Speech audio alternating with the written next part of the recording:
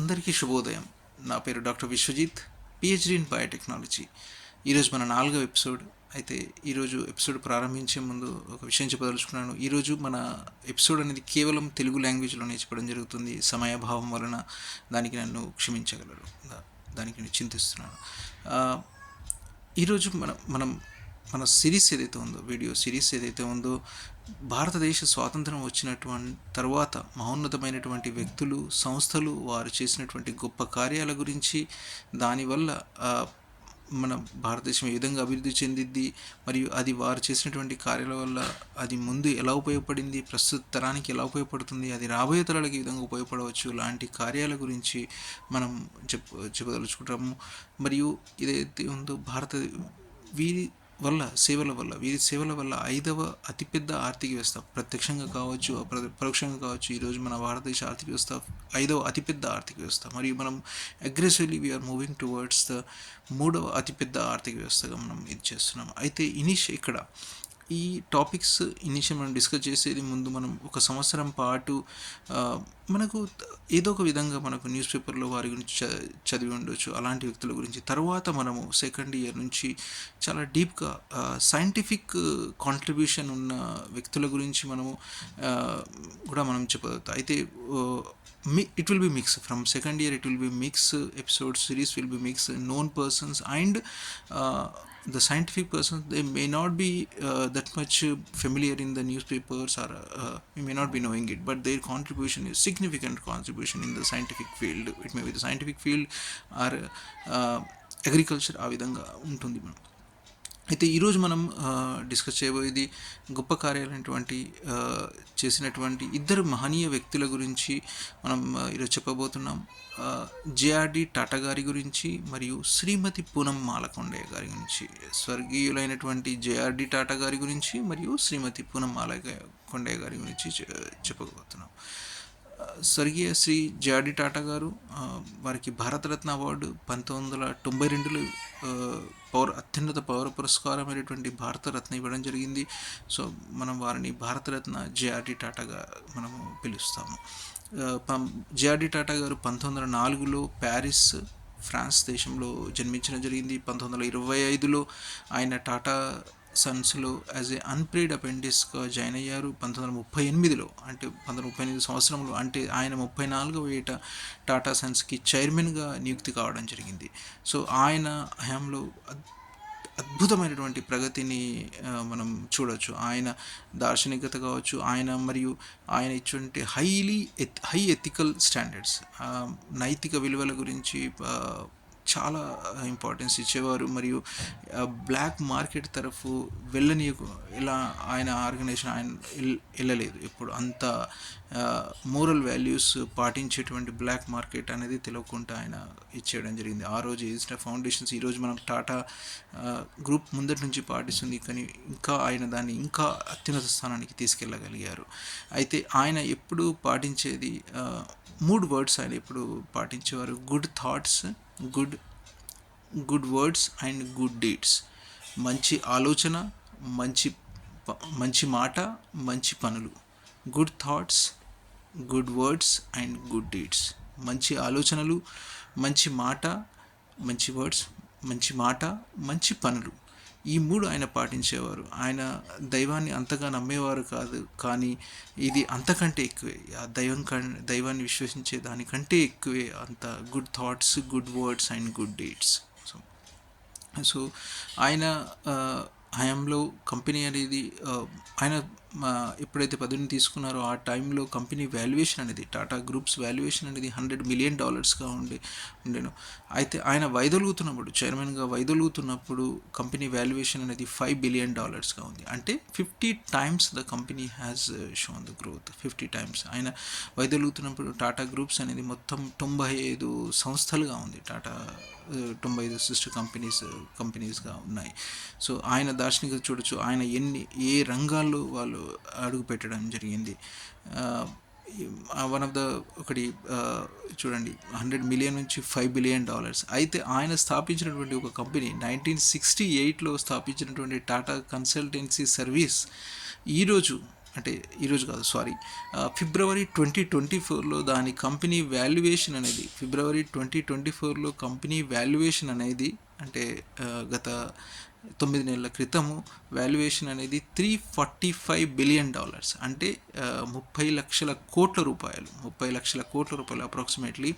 అయితే ఆ company valuation అనేది పాకిస్తాన్ జీడిపి కంటే ఎక్కువ. పాకిస్తాన్ జీడిపి ఆ సమయంలో $341 బిలియన్. అంటే ఒక దార్శనికత గల వ్యక్తి స్థాపించినటువంటి సంస్థ, మరియు దాని వెనుక తరాలు దాన్ని అంతకంటే మంచిగా తీసుకెళ్ళడము, ఈరోజు ఒక దాయాది దేశం కంటే, ఆర్థిక దాయాది దేశ జీడిపి కంటే కంపెనీ వాల్యుయేషన్ అనేది ఎంతగా ఉంది ఆయన స్థాపించిన వన్ ఆఫ్ ద కంపెనీ. ఈరోజు టాటా స్టీల్ కూడా చూడొచ్చు ఎంత అగ్రెసివ్లీ వెళ్తుంది. మరియు వాళ్ళు స్థాపించినటువంటి జంషెడ్పూర్ సిటీ ఏదైతే ఉందో దాన్ని యుఎన్ కూడా గౌరవించడం జరిగింది. ఆ సిటీని వర్క్ లైఫ్, అది క్వాలిటీ ఆఫ్ ద లైఫ్కి, శానిటేషన్ ప్రాక్టీసెస్కి వాళ్ళు యుఎన్ జంషెడ్పూర్ సిటీని గుర్తించడం జరిగింది. అయితే మరియు టాటా, ఇప్పుడైతే టాటా వాళ్ళు జేఆర్డి టాటా గారు ఈ 8 hours వర్క్ లైఫ్ ఇన్సూరెన్స్ ఇదంతా ఆయన హయాంలో స్టార్ట్ చేయడం జరిగింది, అడాప్ట్ చేయడం జరిగింది. బయట దేశాలు పాటిస్తున్నటువంటి దాన్ని అడాప్ట్ చేయడం జరిగింది. అయితే ఇక్కడ దాని తర్వాత ప్రభుత్వం అనేది దాన్ని చట్టబద్ధం చేసింది. It become as a statutory requirement of the companies. ఆ విధంగా దాన్ని చట్టబద్ధం చేసి దాన్ని ఇప్పుడు చాలా కంపెనీస్ దాన్ని ఫాలో చేయడం జరుగుతుంది. సో ఒక ప్రభుత్వం కంటే ముందు టాటా గ్రూప్ పాటించి దాన్ని ప్రభుత్వము ఇచ్చేయడం, చట్టబద్ధం చేయడము, దాన్ని చాలా కంపెనీస్ భారతదేశంలో ఉన్నటువంటి ఎంతో మోర్ దెన్ 95% అనుకోవచ్చు, అంతకంటే ఎక్కువే అనుకోవచ్చు, దాన్ని పాటిస్తున్నాయి. సో ఒక మంచి ఆలోచన, దానికి ఈరోజు ఎంతమంది పాటిస్తున్నారు. తర్వాత 1992లో వారికి 1955లో పద్మవిభూషణ్ వచ్చింది. 1992లో భారతదేశ అత్యున్నత పౌర పురస్కారమైనటువంటి భారతరత్న వచ్చింది. మరియు 1993లో వారు స్వర్గస్థులయ్యారు, పరమపదించడం జరిగింది. జెనీవా స్విట్జర్లాండ్లో పరమపదించడం జరిగింది. వారి అంత్యక్రియలు ఫ్రాన్స్లో చేయడం జరిగింది. అయితే ఆ మహోన్నతమైనటువంటి వ్యక్తికి శిరస్సు వంచి నమస్కరిస్తున్నాను. మరియు మన ఇప్పుడు రెండవ వ్యక్తి గురించి, మహోన్నతమైనటువంటి వ్యక్తి శ్రీమతి పూనం మాలకొండయ్య గారు. ఇప్పుడు ఏపీ క్యాడర్ ఐఏఎస్ ఆఫీసర్. వారు బీఎస్సీ బాటనీ చేసిన తర్వాత కోయంబూరులో మద్రాస్ యూనివర్సిటీలో టాపర్గా ఉండేది, గోల్డ్ మెడలిస్ట్. తర్వాత మ్యామ్ ఐఆర్ఐలో, భారతదేశ అగ్రికల్చర్లో మహోన్నతమైనటువంటి సంస్థ ఇండియన్ అగ్రికల్చర్ రీసెర్చ్ ఇన్స్టిట్యూట్ ఐఆర్ఐలో ఎంఎస్సీ మైక్రోబయాలజీ, తర్వాత పిహెచ్డి చేస్తున్నప్పుడు వాళ్ళ రూమ్మేట్ ఇద్దరు ఆమె చదువుతున్నప్పుడు ఆ సివిల్స్ బుక్స్ ఆమె చదువుతున్నప్పుడు చూసి ఈమె చదవడము, తర్వాత అటెంప్ట్లోనే ఆమె సెలెక్ట్ అవ్వడము, డే టైంలో రీసెర్చ్ చేయడము, మరియు ఈ రాత్రిళ్ళు ఆమె చదవడము, ఆ విధంగా ఆమె ఐఏఎస్ ఆఫీసర్ అవ్వడం జరిగింది. ఐఏఎస్ ఆఫీసర్ మొదటి పోస్టింగ్ మ్యామ్కి భద్రాచలంలో రావడం జరిగింది. భద్రాచలంలో వచ్చినప్పుడు అదే సమయంలో వరదలు వచ్చాయి. ఆ వరదలు రాగానే ఆమె పనిలో నిమగ్నం అయిపోయారు, సేవ చేశారు. అది ఆ తర్వాత ఆమె ఎప్పుడు పనికి వెనక్కి తిరిగి చూడాల్సిన అవసరం అంత ఆమె నిబద్ధతకు చాలా, ఆమెకు ఒకప్పుడు భారతదేశం మూడవ ఆనెస్ట్ నిజాయితీ గల ఆఫీసర్గా ఆమెకు గుర్తించడం జరిగింది. అయితే అక్కడ భద్రాచలంలో ఆమె సేవలు చాలా రికగ్నైజ్ అయ్యాయి. తర్వాత అయితే ఆమె అక్కడ ఆదివాసులు భూస్వాముల కొన్ని సమస్యల వల్ల, వాళ్ళు నియరెస్ట్ టౌన్కి వెళ్ళడం జరిగేది కోర్టు కేసుల వల్ల. అయితే వాళ్ళ బాధలను చూసి అది ఆ కోర్టు అనేది ఆ గ్రామంలోనే ఎందుకు జరగకూడదు, ఆదివాసులు ఉన్న గ్రామంలోనే ఎందుకు జరగకూడదు అని ఆమె ఇచ్చేయడం జరిగింది. దాన్ని ఆమె యొక్క మంచి ఆలోచన చూసి, ఆమె థాట్ ప్రాసెస్, ఎందుకంటే వాళ్ళు అంత డబ్బు వృధా చేయలేరు, ఆదివాసులు అంత కష్టపడలేరు, వారి దగ్గర అంత డబ్బు ఉండదు, విలేజ్లోనే ఉండాలి అని చెప్పి కోర్టు కూడా దాన్ని ఇచ్చేయడం జరిగింది. ఆమె ఆలోచనకి ఆమె నిబద్ధతకి, ఆమె ఉన్నటువంటి ఆలోచన అంటే ప్రజలకు సేవ చేయాలనేటువంటి ఆలోచన చూసి ఆమెకు కోర్టు కూడా అంగీకరించి అక్కడే కోర్టు కూడా విలేజ్లోనే రావడం జరిగింది. ఈ విధంగా ఆమె ఎవరైతే మంచి దృక్పథంతో, మంచి ఆలోచన విధానంతో ఎవరైతే చేస్తారో దానికి తలుపులు దానంతట అదే తెరుచుకుంటాయని చెప్పుకోవచ్చు. తర్వాత ఆమె అగ్రికల్చర్ కమిషనర్గా ఉన్నారు.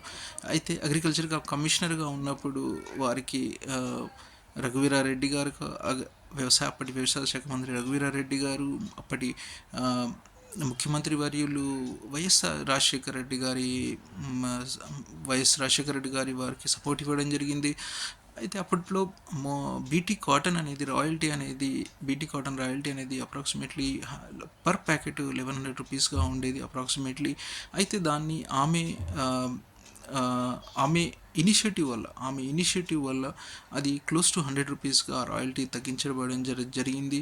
దానికోసం ఆమె ఎంతో న్యాయ పోరాటం చేశారు. అది నిజంగా one of the mile stone agriculture దాంట్లో ఒక మైల్ స్టోన్గా మనం భావించవచ్చు. దానివల్ల వందల కోట్ల రూపాయలు మనం భారతదేశ విదేశీ అంటే ఒక విధంగా రాయల్టీ రంగా ఆపగలిగారు. ఒక 1100 ఉన్న రాయల్టీని ఆమె 100 రూపాయలకు చేయడం జరిగింది. దానివల్ల భారతదేశ రైతులు, మొత్తం భారతదేశం రైతులు, ఎందుకంటే బీటీ కాటన్ అనేది ఇప్పుడు మన నార్త్లో మరియు వెస్ట్ రీజన్లో, సౌత్లో చాలా ప్రదేశాల్లో పంటను పండించడం జరుగుతుంది.